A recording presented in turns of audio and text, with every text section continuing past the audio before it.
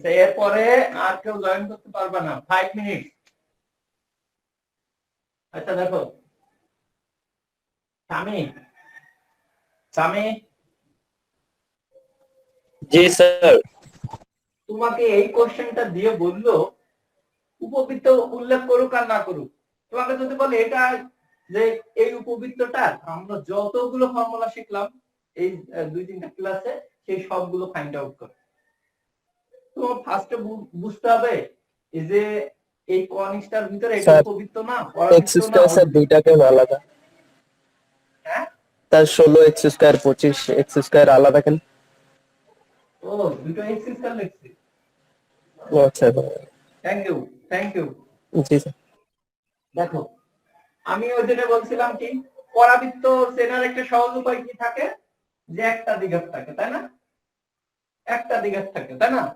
বা x square is equal to কত, 4y, সহজ কথা। বৃত্তর কি এক্স স্কয়ার আর ওয়াই স্কয়ারের সহগ কি থাকে? এক্স স্কয়ার স্যার আর ওয়াই দুইটা স্কয়ারের হবে সহগ, এক্স স্কয়ার, হ্যাঁ এক্স স্কয়ার আর ওয়াই স্কয়ারের সহগ মানে বৃত্তের ক্ষেত্রে এক্স কি থাকে? স্কয়ার আর ওয়াই স্কয়ার স্যার এরকম দুইটা হবে, সহগ সমান থাকবে, সহজ কথা। হ্যাঁ এক্স স্কয়ার আর ওয়াই স্কয়ারের সহগ বৃত্তের ক্ষেত্রে কি থাকবে, সমান থাকবে। হবে, ঠিক আছে? জি স্যার। ওকে ডান। কিন্তু উপবৃত্তের ক্ষেত্রে এই সহগ আর সমান থাকবে না। দেখো এখন কি সহগ সমান আছে? সহগ কি সমান আছে? না স্যার। না, সহগ সমান নাই।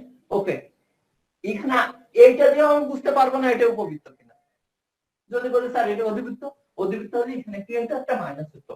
অধিবৃত্তের যে কন্ডিশন, উপবৃত্তের সেম কন্ডিশন, যে এক্স স্কয়ার আর ওয়াই স্কয়ারের সহগ ভিন্ন হতে হয়। এক্স স্কয়ার আর ওয়াই স্কয়ারের সহগ কি হতে হয়, ভিন্ন হতে হয়। আর কি উপবৃত্তের ক্ষেত্রে এখানে প্লাস থাকবে, অধিবৃত্তের ক্ষেত্রে এখানে মাইনাস থাকবে। এখন আমরা ইজিলি কিন্তু বুঝে ফেলছি, হ্যাঁ, যে এটা একটা উপবৃত্ত, ঠিক আছে? তো তোমার কোশ্চেনে উল্লেখই থাকবে, বুঝছো? কোশ্চেনে উল্লেখই থাকবে যে এটা উপবৃত্ত। যদি কখনো না থাকে তুমি তো বুঝেই ফেলবা যে এটা চেনার এটা সিস্টেম কি, তুমি বুঝতেই পারবা যে এটা হলো একটা উপবৃত্ত।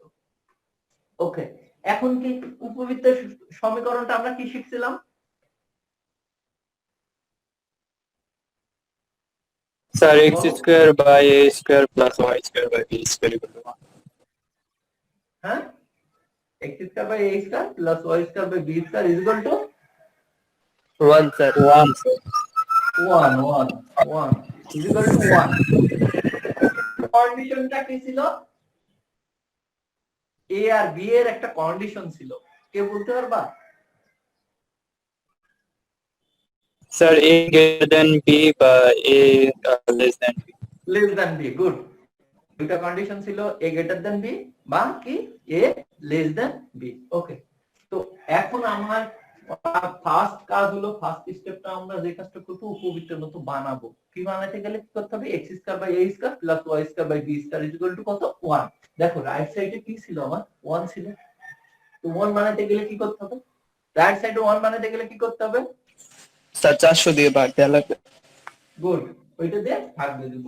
ওকে, 16x square by 400 25y square by, তুলে তুলে মিস তুলে আপনি আছেন?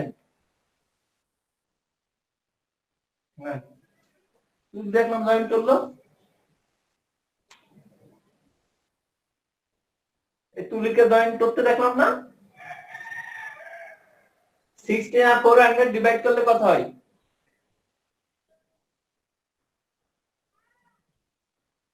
25 হয়। এই 16 আর এটা ডিভাইড করলে কত হয়? 25। 25 হয়। 25 হয়। একটু রেসপন্স করো, একটু রেসপন্স। আর এটা হলো 16। আমি তো বলতে ভুলেই দিলাম, তাই না? এই যে এরকম হলো। এখন আরেকটা প্রবলেম আছে, x square by a square, নিচে হবে কি a স্কয়ার, আমরা নিচের স্কয়ারটা বানাবো।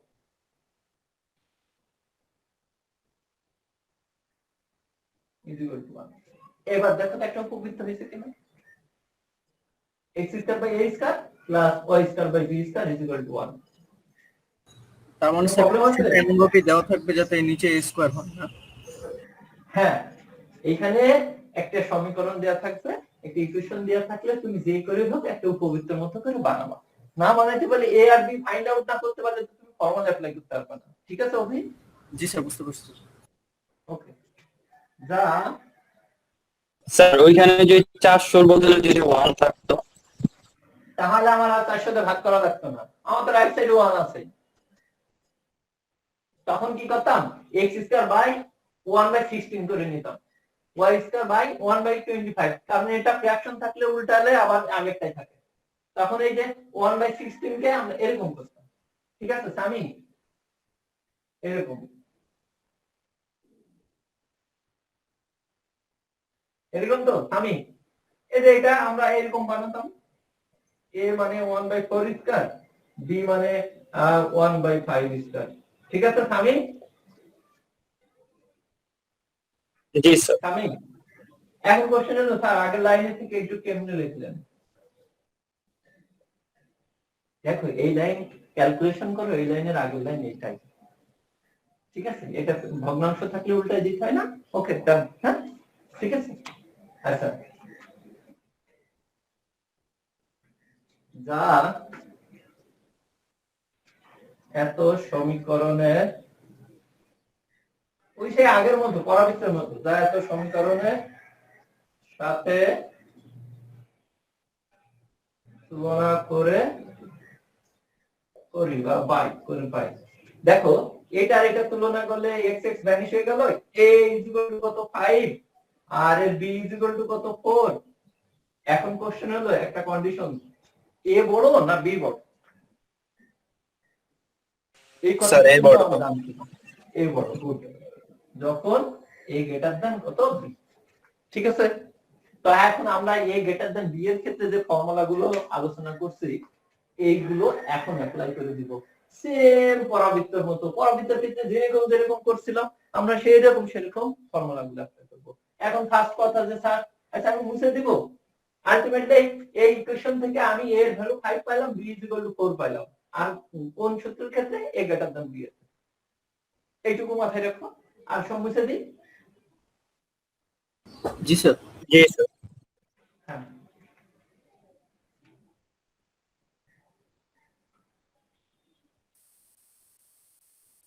এই তুলি আছে কিনা দেখো তো।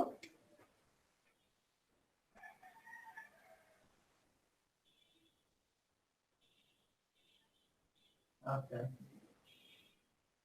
তুলি কথা বলেন না তাহলে এটা না। স্যার ও মেসেজ তুলি, হ্যাঁ স্যার ও মেসেজ যে আসতো। না ও তো জয়েন করতে দেখলাম। তুলি তুমি কি কিছু বুঝতেছো? একটু রেসপন্স করো।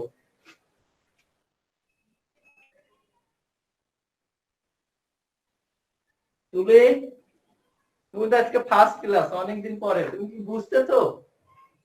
না বুঝলে কোশ্চেন করবা, কথা তো বলছোই না। এখন আমারও হয়তো কি দোষ বুঝলাম না। ও ক্লাসে আছে আছে তো দেখলাম। স্যার ও মেসেজ করতেছে দেখ।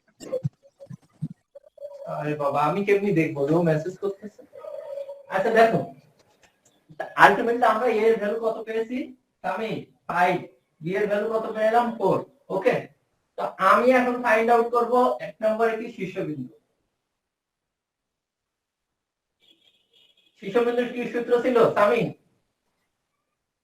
সামি এই সূত্রটা ছিল। জি স্যার। সেম এখন আমরা কি করব, সেই পরাবৃত্তের মতো করব। তো ফার্স্ট একটা x এর ভ্যালু, পরেরটা y এর ভ্যালু।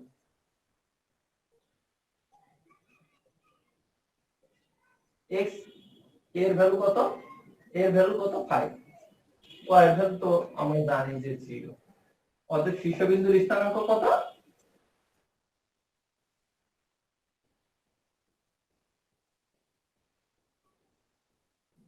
+-5,0। কোন প্রবলেম বলো তো? না স্যার। কার কোনো প্রবলেম আছে? কোশ্চেন করো আরে কোশ্চেন করো, টাইম ওয়েস্ট করো না। কোনো প্রবলেম আছে? কারণ হ্যাঁ এইবার সেম সিস্টেমে আমরা এগোবো। এইটা বুঝতে কোনো প্রবলেম আছে কিনা? আমার চাইছি না কোশ্চেনে যে শীর্ষবিন্দুর স্থানাঙ্ক তুমি ফাইন্ড আউট করো। তো আমরা জানতাম কি যে শীর্ষবিন্দুর স্থানাঙ্ক সূত্র হলো প্লাস মাইনাস এ কমা 0 এ গ্রেটার দেন বি এর ক্ষেত্রে, হ্যাঁ এ গ্রেটার দেন বি এর ক্ষেত্রে এই সূত্রটা জানতাম। আমি কি করছি পরাবৃত্তের ক্ষেত্রে বলছিলাম যে ফার্স্টে x এর ভ্যালু সেকেন্ডটা y এর ভ্যালু, এখানেও তাই বলছে যে ফার্স্টে x এর ভ্যালু সেকেন্ডটা y এর ভ্যালু, এর ভ্যালুটা জাস্ট ইনপুট দিছে, x এর স্থানাঙ্ক কত কি এইটা, তো এখানে এর ভ্যালু যদি আমি 5 পাই, হ্যাঁ এখানে জাস্ট বসাই, আমি একবারে ম্যাথটা করতে পারতাম স্যার, আমরা তো এর ভ্যালু জানি স্যার, এখানে বসাই দিলেই তো হয়ে গেল, আর কোনো সমস্যা ছিল না, ছিল বলতো? না স্যার। কোনো সমস্যা ছিল না, আমি এই যে এত এত কাহিনী করলাম, আর এত কাহিনীর দরকার ছিল না, আমি জাস্ট এখানে এর ভ্যালুটা বসিয়ে দিলাম, কিন্তু এই ফর্মেটে আমরা পরেরগুলো করব। হ্যাঁ এরপরে 2 নম্বরে আমরা বললাম যে কি উপকেন্দ্র, পরাবৃত্তের ক্ষেত্রেও কিন্তু আমরা তাই বলছিলাম, উপকেন্দ্রের সূত্র কি a e, 0, উপকেন্দ্র উপকেন্দ্রের সূত্রটা কি প্লাস মাইনাস a e, 0। উপকেন্দ্র সূত্র জানতে গেলে তোমার উৎকেন্দ্রিকতা জানতে হবে, তার মানে আমার প্রথম কাজ হবে কি ইটা ফাইন্ড আউট করা।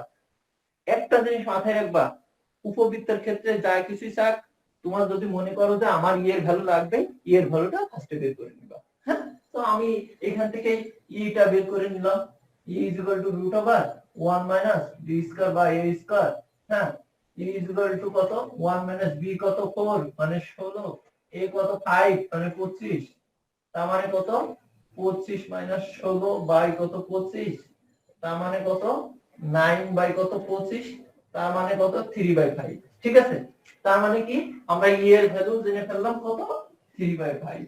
ঠিক আছে, কোন প্রবলেম আছে? কোন প্রবলেম আছে? বলতে হবে বলতে হবে না, বলতে হবে। ওকে, e এর ভ্যালু আমরা জেনে ফেলছি যে e = √1 - b² / a² এর সূত্র দিয়ে e এর ভ্যালু পেলাম কত 3/5। ওকে, এখন দেখো আমি কিন্তু এখন সব অ্যানসার করতে পারবো, যে আমার এখন e এর ভ্যালু জানা আছে। তো ফার্স্ট এরটা কি x এর ভ্যালু, সেকেন্ডটা কি y এর ভ্যালু, x = প্লাস মাইনাস এর ভ্যালু 5 ছিল, e এর ভ্যালু 3/5 এবং y = 0 ছিল, x = প্লাস মাইনাস 5 কাটা 3, আর y এর ভ্যালু তো 0 আছে, অতএব কি বললাম যে উপকেন্দ্রের স্থানাঙ্ক, অতএব উপকেন্দ্রের, এখানে একটু লিখেই দিই আমার দেখাচ্ছে y = 0, অতএব উপকেন্দ্রের স্থানাঙ্ক x এর ভ্যালু প্লাস মাইনাস 3, y এর ভ্যালু 0। কোন প্রবলেম আছে কিনা দেখো তো, কোন প্রবলেম আছে?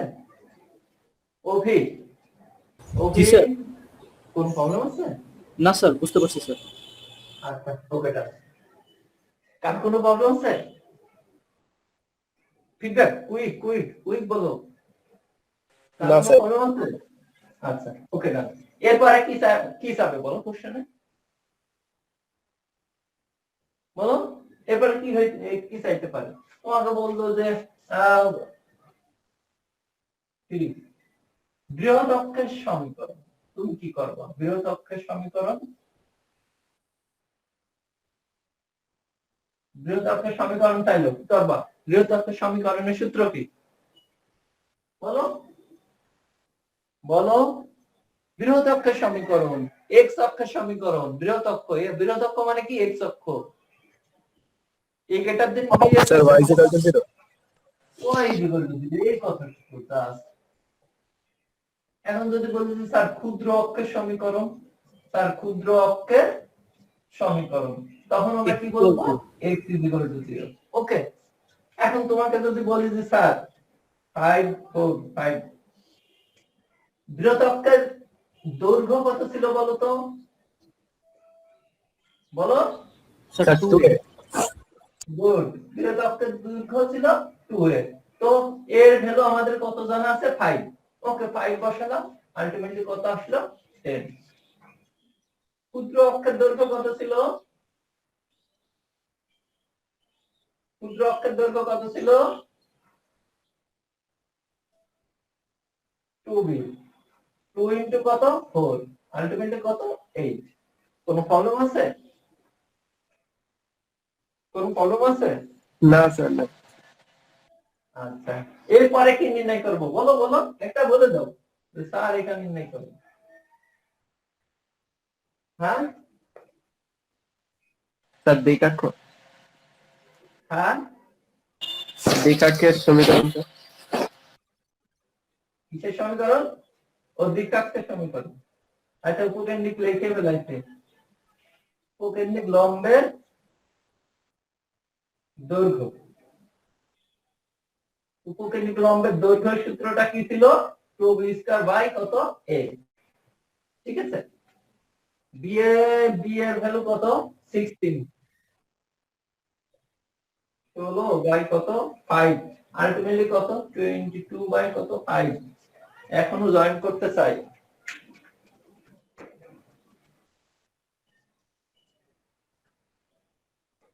এখন কয়টার ক্লাসে জয়েন করবে বাবা? 15 মিনিট, 15 আধা ঘন্টা হয়ে গেছে।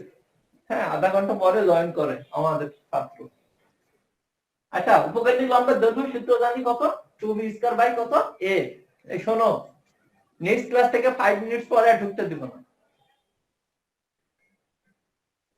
তবে হ্যাঁ, একটা ক্লাসের পর 5 মিনিট টিচার একটু দেরি করে ছাড়লে একটু প্রবলেম হয়। হ্যাঁ, তো যখন দেরি করে ছাড়বে 2-1 মিনিট এদিকে এদিক করবো। ঠিক আছে। আচ্ছা, উপকেন্দ্রিক লম্বের দৈর্ঘ্য 2b² বাই a, এই সূত্রটা আমরা জানি। এরপরে মুছে দিব এগুলো। জি স্যার। মুছে দিব। আচ্ছা, কারো কোনো বুঝতে প্রবলেম হলে এখনই বলো যে স্যার আমি বুঝি নাই। ঠিক আছে, আমি আবার রিপিট করব। হ্যাঁ, না বুঝে কেউ হ্যাঁ করবে না। ওকে, খুব ইম্পর্টেন্ট ম্যাথ, খুব আসে পরীক্ষায়, কিন্তু সবগুলো আসবে না। হয় 2টা আসবে, না 3টা আসবে, না 4টা আসবে। হ্যাঁ, 4টার বেশি আসবে না। 7, তারপর এরপর কত 8, উপকেন্দ্রিক স্যার লম্বের সমীকরণ উপবৃত্তের যে পরিমিত স্থানাঙ্ক ওইটা স্যার বের করুন। হ্যাঁ সামি, সামি, আমি রে কি জি স্যার। বললে? কি বললে? স্যার আমি বলছি স্যার ওই যে উপবৃত্তের পরিমিত স্থানাঙ্ক আছে না স্যার, ওইটা আছে। পরামিতিক স্থানাঙ্ক। আচ্ছা, ওটা তো যায়নি সামি, ওই ম্যাথ এখনো যায়নি। ম্যাথে গেলে ওটা ডিটেইলস বুঝাতে হবে। হ্যাঁ, ঠিক আছে। জি স্যার। উপকেন্দ্রিক লম্বের সমীকরণ কে বলতে পারবে?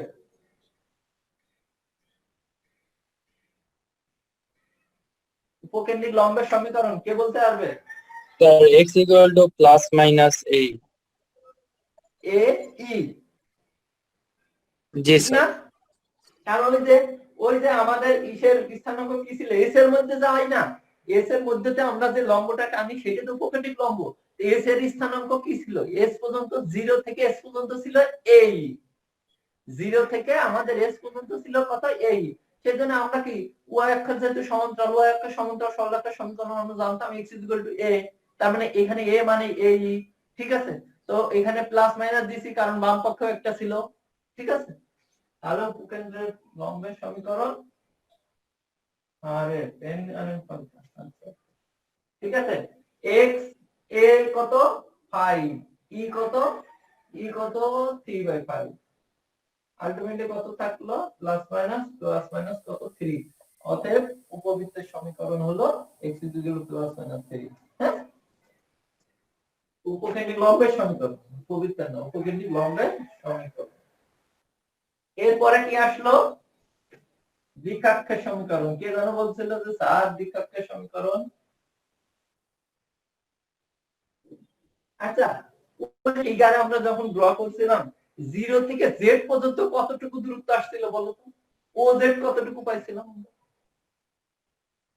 শোনো, আমি sir a by a by e, 0 থেকে যদি আমার z পর্যন্ত a বাই e আসে, হ্যাঁ, তো আমরা দ্বিকক্ষ তো z পয়েন্ট তো কি দ্বিকক্ষ, আর অক্ষরেখার কি ছেদ বিন্দু। ওইটা তো ওইটা y অক্ষের সমান্তরাল ছিল। তো y অক্ষের সমান্তরাল সরলরেখার সমীকরণ একটু আগে আমরা বললাম উপকেন্দ্রিক লম্বের সমীকরণ দিয়ে, যে কি x a। বাট এখন a কত? o থেকে z পর্যন্ত, o থেকে z পর্যন্ত আমরা পাইছিলাম কত? a by e। সেই জন্য আমরা কি এমনি নরমাল জানি y অফ এর সমান্তরাল সরলরেখার সমীকরণ x = কত a, বাট ওই 0 থেকে আমরা z পর্যন্ত কি ছিলাম a বাই e, বাট এখন দেখো আমরা রাইটে পজিটিভ ধরছিলাম আর লেফটে নেগেটিভ ধরছিলাম, সেজন্য কি একটা প্লাস মাইনাস আসবে। ঠিক আছে, কোনো প্রবলেম আছে? না স্যার। স্যার বুঝি নাই স্যার। আমি এই যে এরকম একটা ফিগার ড্র করছিলে, এইটু তো ও ছিল আর এইটা জেড ছিল না, আমি এখান থেকে এইটুকু আমরা কত পাইছিলাম বলো তো? আমি এখানে এ ছিল, এখানে এস ছিল, আমি তোমাকে মনে আছে এখান থেকে এইটুকু ও জেড কত পাইছিলাম? স্যার ওইটা মনে নেই। ও ও জেড পাইছিলাম কত a by e, a by e O Z পর্যন্ত। এখান থেকে ও জেড পাইছিলাম আমরা, কপিটা খাতাটা খুলে দেখো, ও জেড পাইছিলাম এ বাই ই। এইটুকু যদি এ বাই ই পাই, এইটার সমীকরণ কত? ও একটা সমান্তরাল সরলরেখার সমীকরণ আমরা জানি x a, তখন জানতাম, তখন দূরত্ব ছিল কিন্তু আমার এইটুকু a, বাট এখন দূরত্ব আমার কত এখান থেকে এইটুকু বলো? a বাই ই, এর জায়গায় আমি a বাই ই বসিয়ে দিচ্ছি। আমি জি স্যার ঠিক আছে। দেখো ওই এই সরলরেখার ওই বেসিক ফর্মুলা থেকে কিন্তু সবকিছু চলে আসে। স্যার ওইটা কি স্যার যে x এর সমান্তরাল দেখে ওই সূত্রটা অ্যাপ্লাই করছি? হ্যাঁ ইয়েস, গুড গুড। আচ্ছা জি স্যার y বুঝতে অক্ষের সমান্তরাল সরলরেখার সমীকরণ হলো x = a, বাট এখন দূরত্ব আমাদের a না, দূরত্ব এখন আমাদের a বাই e। ওকে, এখন a কত? a হলো কত 5, e কত 3/5।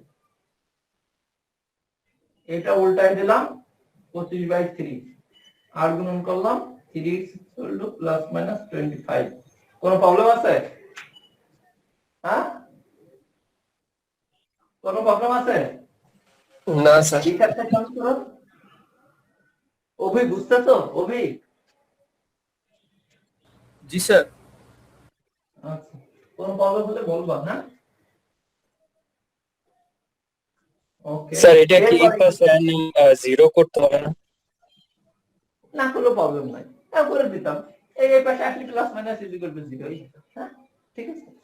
ধরো এই প্লাস এই পাশে আসলো, কি এরকম হতো, প্লাস এই পাশে আসলে মাইনাস হতো, আরে মাইনাস এই পাশে আসলে প্লাস হতো। এখন যদি এরকম লিখলাম, আমি যে মাইনাস প্লাস কে যদি আবার এরকম লিখি, একই কথা। হ্যাঁ ঠিক আছে, আমি এরকমই রেখে দিয়েছি, কোনো সমস্যা নাই। হ্যাঁ আচ্ছা, এরপরে এনে বলছিলাম, আচ্ছা মনে আছে যে আমরা জেড এর কতটুকু পাইছিলাম?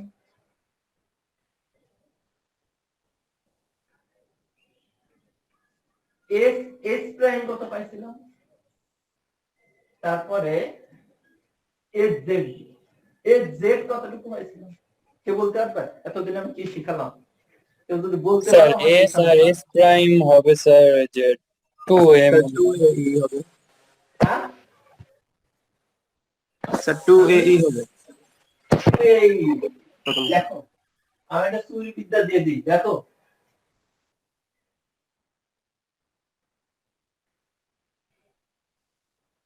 এটা তো সেই এ প্রাইম ছিল, এটা এ ছিল, আর এখানে একটা এস ছিল, আর এখানে একটা এস প্রাইম ছিল। এখন বলছে এইখানে এইটুকু দূরত্ব, এইটু, এই এস এর স্থানাঙ্ক স্বামী তুমি কত জানতে? স্বামী এস এর জি স্যার, স্থানাঙ্ক কত? a, plus minus 0। এই যে। হ্যাঁ সহজ কথা, যদি এই দুইটা এস এর দূরত্ব কখনো চাই, দুইটা এর দূরত্ব দেখো, একটা জিনিস স্বামী দেখো, ও এ, ও এ এইটুকু কত ছিল? ও এ স্বামী এ ছিল। এ ছিল। আমরা দেখো যে এ এর প্রাইম বলছি 2a, ওর সাথে 2 গুণ করে দিয়েছি, দিছি না স্বামী? জি স্যার। এখন আমি বলছি যে স্যার ও এস কত? ও এস হলো এই, আমি যদি বলি sir S S prime 2a, কোনো প্রবলেম আছে বলো তো? জাস্ট 2 গুণ করে দিবা, ডিসটেন্স চাইলে 2 গুণ করে দিবা, আর কোনো ঝামেলা নেই। ঠিক আছে স্বামী? জি স্যার। এখান থেকে এইটুকু এখান থেকে এইটুকু টোটালটুকু তো 2a এটা আমরা নরমাল বুঝতেছি হ্যাঁ সহজ কথা এইটুকু কি হলে এইটুকু হলো -a কিন্তু ডিসটেন্স নেগেটিভ হয় না সেজন্য এটা টোটাল ডিসটেন্স কত 2a ওকে আচ্ছা আর একটা জিনিস এখান থেকে আবার এইটুকু চাইছি দেখো এই যে এটা তো z ছিল এই s থেকে z চাইছি তাহলে আমি বুঝে পেলাম এইটা হলো কত 2ae z টা কত আমি দেখাইছিলাম কিন্তু ফিগারে sir a by e minus ae হ্যাঁ গুড মানে a বাই e মাইনাস কত a এইটুকু ae স্যার a e এখন দেখো আমি বললাম যে স্যার z কত আমরা oz কত জানতাম বলো তো এই জন্য আমি এটা নিয়ে এত আলোচনা করছি বুঝছো কারণ এইগুলো এত ডিপলি বুঝতে হবে হ্যাঁ এই ফিগারটা তোমার মাথায় থাকলে ম্যাথ তোমার কাছে ওয়ার্ডার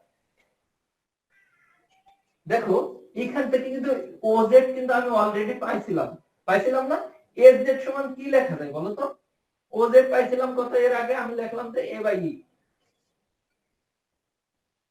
কোন সমস্যা আছে এখন দেখো আমি যদি বলি স্যার ওজ এরকম লিখি OZ sir OS plus SZ আমার উদ্দেশ্য হলো এসজেড ফাইন্ড আউট করা ওজেড মাইনাস কত ওএস ওবি ঠিক আছে ওজেড কত OZ a by e OS কত দেখো ওএস কিন্তু আমরা আগেই জানতাম যে এই ওএস আমরা আগেই জানতাম এই বুঝছো আমার কথাটা বুঝছো দেখো আগে কিন্তু আমরা সব পেয়ে গেছি ওই ফিগার থেকে আমরা কিন্তু সব পেয়ে গেছি আমরা এখন যা বলতেছি না আমাদের সব কিন্তু ওই ফিগার থেকে আগেই জানা Am I right, Sami? G sir আচ্ছা ওকে তাহলে আমরা এটা জেনে ফেললাম z মানে কি s হলো কি উপকেন্দ্র আর z কে আমরা ওখান থেকে ওইটুকু দূরত্ব বলবো দ্বিকাক্ষ আর কি উপকেন্দ্রের মধ্যবর্তী দূরত্ব এখন 10 নম্বরে আমরা বলবো যে দুটো উপকেন্দ্রের দূরত্ব তাই না উপকেন্দ্রের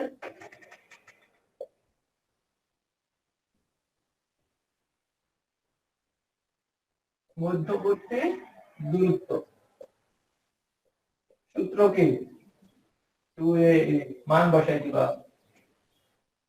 আমি একটু বসাই দিই a কত রে 5 e কত 3/5 ক্যালকুলেশন করলে 6 তারপরে ফোকাস ও দ্বিকাক্ষের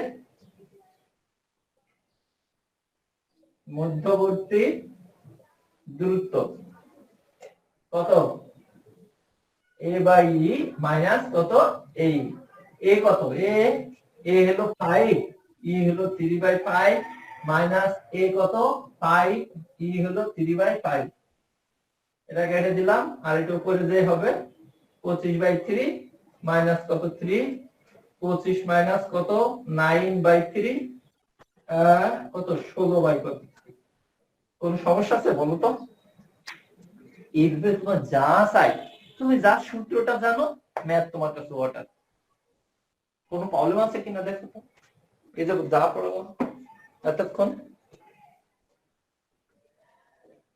কোন প্রবলেম আছে কোন প্রবলেম আছে না স্যার না স্যার আচ্ছা তাহলে তোমার যদি একটা ইকুয়েশন দেয়া থাকে তোমার ফার্স্ট কাজ হবে একটা উপবৃত্ত সমীকরণের মতো বানানো যাই দেয়া থাকুক তোমার মাথায় ওই জিনিসটা আছে যে উপবৃত্ত সমীকরণ x² by a² plus y² by b² equal to 1 condition কি ছিল a বড় হতে পারে a ছোট হতে পারে তো যখন আমরা উপবৃত্তের মতো করে তৈরি করে ফেলবো তখন a বড় কি b বড় তখন সেটা জানতে পারবো তার আগে তো আর জানতে পারছি না ফার্স্ট কাজ হলো একটা ইকুয়েশন দেয়া থাকবে সেটা যে করে হোক ডান পাশে 1 বানাবো তো ডান পাশে 1 বানাতে গেলে কি করতে হবে ডান পাশে যদি সংখ্যা থাকে সেই সংখ্যা দিয়ে ভাগ করে দিতে ডান পাশে যদি কোনো সংখ্যা থাকে 1 বাদে যদি কোনো সংখ্যা থাকে সেই সংখ্যা দিয়ে বোথ সাইড সবাইকে আমরা ভাগ করে দেব আর যদি 1 থাকে আর ভাগ করা লাগবে না সামি ঠিক আছে তুমি যে কোশ্চেনটা আগে করছিলে আমাকে জি স্যার হ্যাঁ যদি 1 থাকে ভাগ করা লাগবে না, 1 বাদে আদারওয়াইজ 1 গ্রেটার দ্যান যাই থাকুক সেটাতে আমরা বোথ সাইড কি করব, সবাইকে ভাগ করে দেব ফার্স্ট কাজে। তারপরে উদ্দেশ্য কি, উপরে এক্স স্কয়ার থাকবে, নিচে উপরেও এক্স স্কয়ার আর ওয়াই স্কয়ার থাকবে, নিচে হয়তো এ থাকবে বি থাকবে, তো এই এটাকে আমি এ স্কয়ারের টার্মে নিব। যে কেউ 25 ছিল, আমরা 5 স্কয়ার মানে কত 25, নিচে কত 16 ছিল, ধরো বি 16 আছে, তুমি কি করলে এটাকে বি স্কয়ার টার্ম বানালে, কিভাবে 4 স্কয়ার করলে, তো এখন বি হয়ে গেল 4, তা আগে হয়েছিল কত a = 5।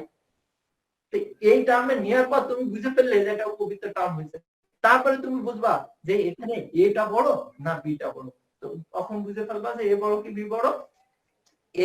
আচ্ছা আমরা যেটা পাইলাম এখানে যে উল্টা হতো, 5 এর জায়গায় 4 হতো, 4 এর জায়গায় 5 হতো, কি হতো? হ্যাঁ বলো, a less than b হয়ে যেত, তখন a less than b এর ওই সূত্রগুলো অ্যাপ্লাই করতাম। হ্যাঁ 11 নম্বরে 11 এর 1 হলো SW, 11 1 হলো SW। কোনো প্রবলেম হলে আমাকে মেসেঞ্জার দিয়ে নক দিও, আমি ইনশাআল্লাহ হেল্প করব। হ্যাঁ ঠিক আছে, বুঝতে কোনো প্রবলেম নাই? কোনো প্রবলেম আছে? না স্যার। আচ্ছা আমি এখন লিংকটা দিয়ে দিই।